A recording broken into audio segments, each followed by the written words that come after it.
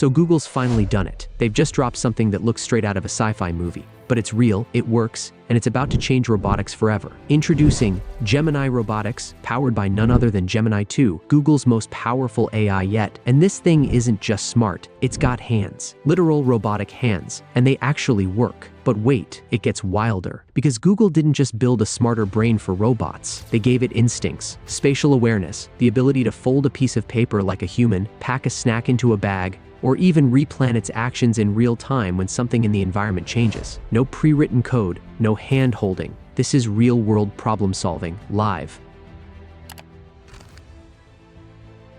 Let me walk you through how this all works and why Gemini 2 might be the secret engine behind the first wave of humanoid robots that actually function in the real world. Back on March 12th, Google DeepMind officially introduced two new AI models, Gemini Robotics and Gemini Robotics ER. Now, if that name sounds familiar, it should. Gemini 2, their flagship AI model, was already making waves with its ability to read text, understand images, and even handle audio and video. But all of that was digital. The big breakthrough now? These new models connect Gemini's insane reasoning skills to the physical world. Gemini Robotics is what's called a vision language action model. That means it sees, like with a camera feed. It understands, you can talk to it in plain English. And it takes that understanding and turns it into real-world movements for robots. So let's say you ask it to fold a paper crane or zip up a bag of snacks. That's not a joke. It can do those things, even if it's never been trained on that exact task. No manual coding, no detailed step-by-step instructions. Compare that to traditional robots, which are like toddlers following a very strict script. One deviation and boom, the whole system breaks. Gemini doesn't just follow a script, it thinks on its feet, or wheels, or arms, whatever. And in benchmark tests, Gemini Robotics didn't just beat the competition, it doubled the performance of previous state-of-the-art models when it came to handling tasks it had never seen before. That's wild.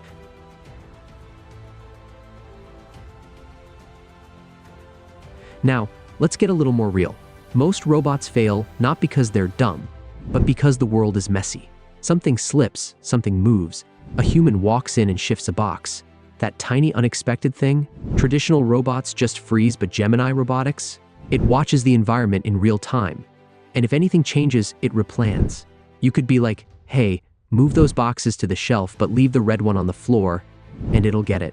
No need to break it down into code, just talk to it. This level of responsiveness and understanding is exactly why people are calling this a turning point, especially for humanoid robots working in homes, factories, or anywhere else we need real-world adaptation. But here's where it gets crazy. There's a second model, Gemini Robotics ER. That ER stands for embodied reasoning, and it's basically the high IQ spatial brain behind the robot's physical skills. Imagine a robot needing to grab a coffee mug by the handle, not just pick it up, but from the correct angle, avoiding other objects on the table, calculating the path of its arm. That's what ER handles. It's like giving the robot 3D awareness and problem-solving powers that were, until now, totally off-limits for machines. And here's the kicker. ER does it all in one go: vision, state estimation, planning, execution, all in one package. That means no clunky combination of modules. Just clean, streamlined, one model control from eyes to fingertips. In fact, when tested end-to-end, Gemini Robotics ER achieved 2 to 3 times the success rate of Gemini 2 alone. And if something's still too tricky, you can just show it a few examples of how to do the task, and it learns from that. That's called in-context learning. And yeah, robots now have it.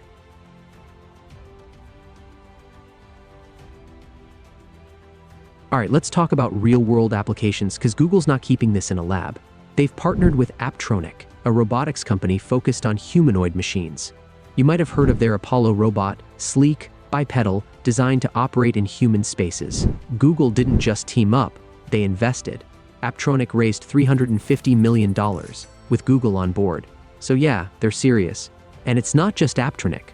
Other names like Agility Robotics, Boston Dynamics, and Enchanted Tools are all on board as testers of Gemini Robotics ER. What does that mean? It means we're about to see a whole new generation of humanoid robots, powered by Gemini, being tested in all kinds of environments. That's warehouse floors, lab spaces, maybe even home settings sooner than we think.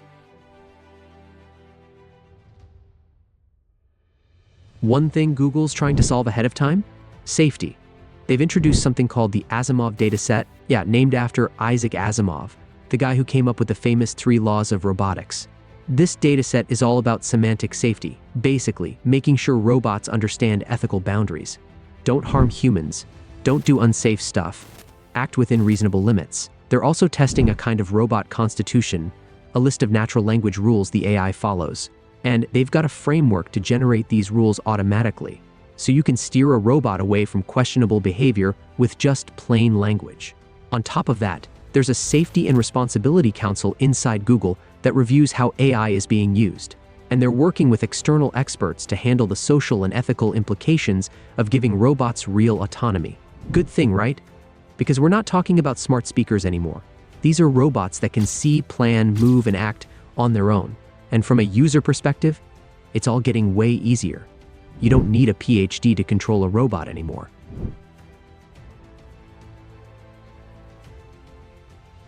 With Gemini on board, you can literally just say, pick up that box, place it on the shelf, and leave the red one where it is. Done. If the box is heavier than expected, it adjusts. If someone nudges it mid-task, it replans and keeps going. That's a huge shift from the old-school robotic systems, where every tiny movement had to be written out line by line. Painfully slow, brutally fragile. But for folks who do want more control, Gemini can generate Python code or other configurations for low-level tweaking.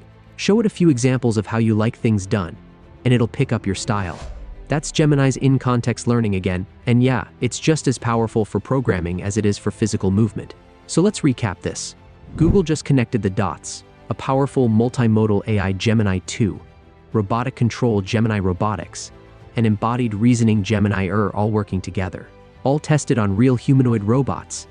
It can fold paper, pack snacks, react to changes, understand casual language, and generate its own solutions to new problems, both physically and in code.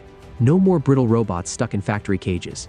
This is real-world, real-time, adaptable robotics. And with Apptronik, Boston Dynamics, and others testing it out, the future's coming fast, whether it's in your home, at work, or on the streets. Google's Gemini-powered humanoid robots are gearing up to be unstoppable. Let me know what you think, but one thing's for sure, robotics just leveled up. And this time, it's not hype. It's happening. If you look at where the state of the art was maybe a year ago, it was kind of roughly 50% effective. So you give it a complex sequence of tasks, it needs to get everything done accurately. Today, it's progressed around 85%, right? And so, but that shows the progress. And if you found this video interesting, make sure you hit the like button. And also don't forget to subscribe to our channel for more of these kinds of videos. Thanks for watching.